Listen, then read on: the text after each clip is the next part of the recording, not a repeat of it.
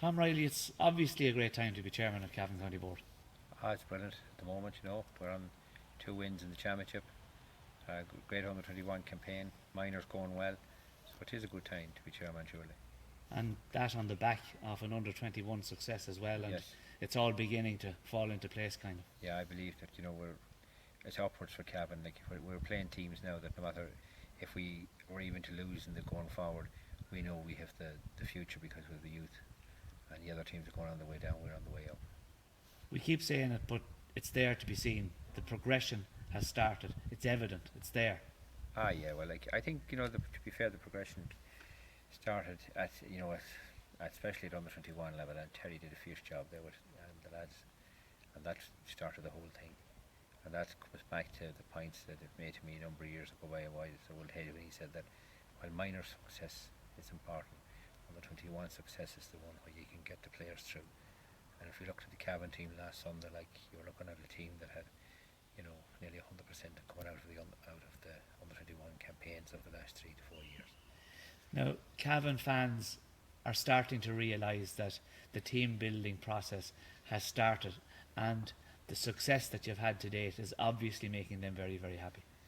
Well, people are starting to realise, up to now we have been inconsistent, and even in the league we had 2 great performances and we kind of slipped. But when you take everything into the equation, heavy winter ground doesn't suit young players, and I believe the championship is where we're going to make progress. And I'd be looking forward to a last 8 performance this year to be brilliant for us. And there's that belief as well, obviously, within the squad that that's achievable. Well, the belief in the team is, it's to look at the team, the belief they can win now. I believe that came too from the under 8 success. But when Fermanagh closed on us last Sunday, Cavan teams in the past would have fallen apart. Our lads drove on and won the game. Maybe they should never have got that way, but these things happen in games.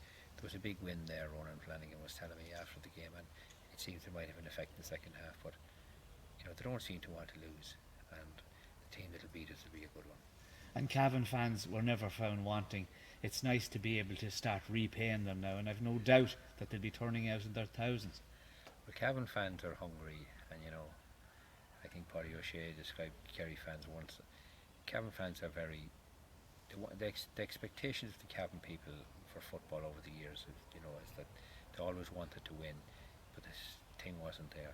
Now you can feel, everywhere you go now they're saying things is going well, things is on the up, and they'll buy into that, and you couldn't get better fans than the Cavan fans, and they have been disappointed, and it's payback time for them surely. It's a long time since we contested Ulster in any form or shape or form. I think it was back in '92, getting beaten the first round and stuff like that. Now they see the future is bright, and I think that they will have patience, but I think that they're start to come out now. And I know last Sunday they didn't all come because of possibly stuff with traffic and G8 and all that, but the Cavan fans were watching it on TV, and TV exposure is important for everyone.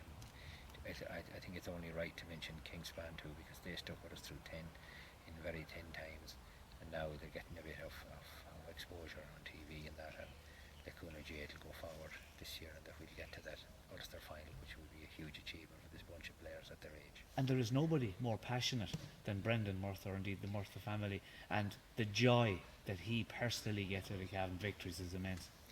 Well, last Sunday, his wife was sitting beside him. She had to move because he was all over the place. He was doing more damage than Fergal Flanagan was doing on the field.